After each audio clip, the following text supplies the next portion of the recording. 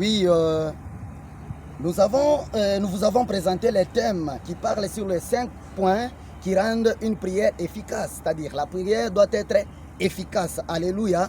Donc quand tu pries, tu te concentres en priant. Directement, tu dois te rendre compte qu'après ma prière, j'aurai la chose que je suis en train de chercher. Puisque celui qui nous donne, c'est Dieu. Et la Bible est en train de dire, c'est Jésus lui-même qui parle, que tout celui qui se confie en lui ne sera jamais confondu. Alléluia. C'est-à-dire, quand tu pries, directement, Jésus est en train de venir et il connaît ton souci. Et ce souci-là, c'est lui qui est le responsable d'en répondre. Et parmi les 5 points qui rendent une prière efficace, nous prenons le premier point. Alléluia. Le premier point dit quoi? L'approbation de Dieu. Soit l'approbation divine. Le mot approbation, c'est un mot féminin. Et dans le mot approbation, nous trouvons un verbe approuver. Alléluia.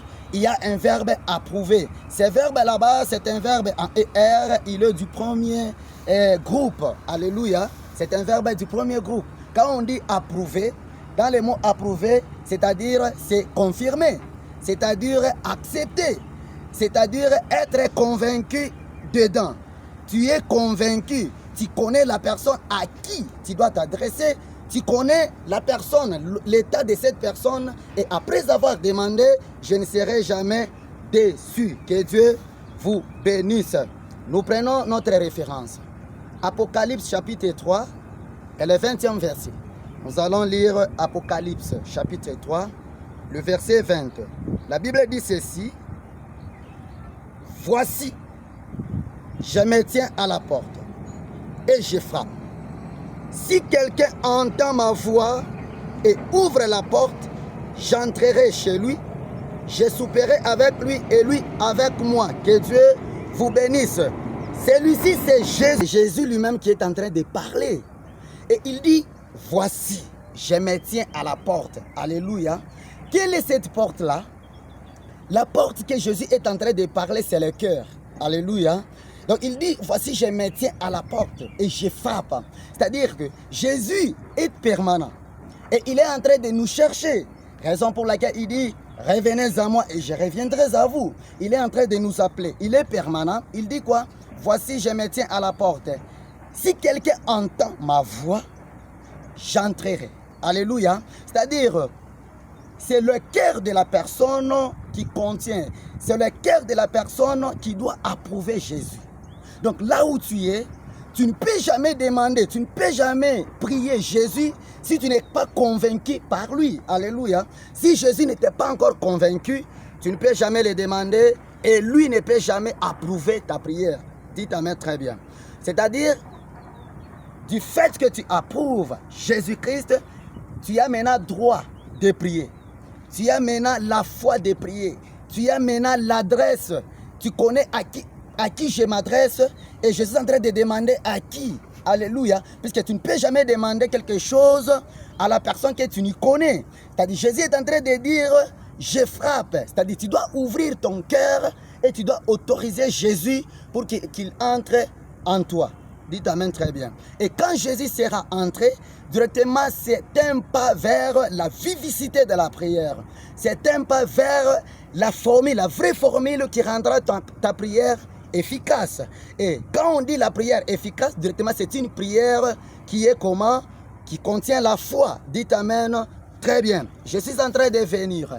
Tu ne peux jamais demander la bénédiction sans toutefois consulter le bénisseur. Tu ne peux jamais chercher quelque chose sans toutefois consulter la personne.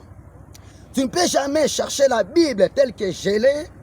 Cette Bible te plaît, tu as besoin de cette Bible. Si tu ne me consultes pas moi-même, tu n'auras pas la Bible. C'est la même chose avec Jésus-Christ.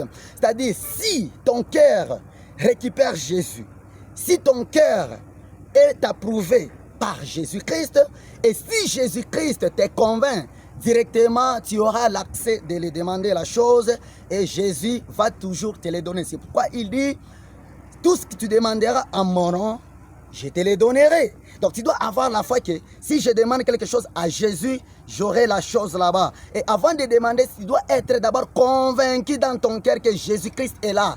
Et Jésus-Christ est mon Seigneur et Sauveur. Jésus-Christ c'est lui mon papa. Jésus-Christ c'est lui mon responsable. Et c'est à Jésus-Christ que j'aurai toutes les choses que je suis en train de demander. Et c'est à lui qui trouvera la solution de cette maladie que j'ai. Et c'est lui qui va me donner tout ce que je cherche. Alléluia. Donc le bonheur de Jésus n'est pas limité, et quand lui te bénit et quand lui te donne, il te donne toujours par l'abondance. Tu seras toujours abondé par ses biens, mais le problème, tu dois connaître Jésus et ton cœur doit être approuvé et convaincu que Jésus est là, et Jésus doit te donner toujours la chose. Tu ne peux jamais, j'insiste, demander la chose à Jésus-Christ si Jésus-Christ est loin de toi. Si Jésus-Christ ne te connaît pas, donc il est la permanence. Mon cher bien-aimé, je te demande d'ouvrir ton cœur. Appelle Jésus-Christ. Sois convaincu de Jésus. Lorsque Jésus-Christ sera entré dans ton cœur, toutes les choses que tu es en train de demander, Jésus te les donnera. C'est pourquoi il dit, cherchez premièrement les royaumes des cieux et le reste des choses seront venus par-dessus. Certes, les choses là viendront après, dans d'autres termes, soit les choses viendront avec facilité. Et les choses là-bas viendront sans toutefois que tu ne fournisses aucun effort. Accepte Jésus. Que ton cœur soit une demeure, la vraie demeure de Jésus-Christ. Moi, je l'ai toujours appelé le grand prêtre, prophète et roi. C'est lui notre papa. Et c'est lui qui connaît les soucis que nous avons dans nos cœurs. Même la vie que tu es en train de mener, parfois tu es locataire, parfois tu cherches je ne sais pas quelque chose, parfois tu es malade, cours à Jésus. Le problème c'est d'ouvrir seulement ton cœur. Lorsque tu dois ouvrir ton cœur directement, Jésus-Christ, comme il est permanent, il doit entrer. Il dit dans 1 Corinthiens chapitre 3 verset 16, il dit quoi?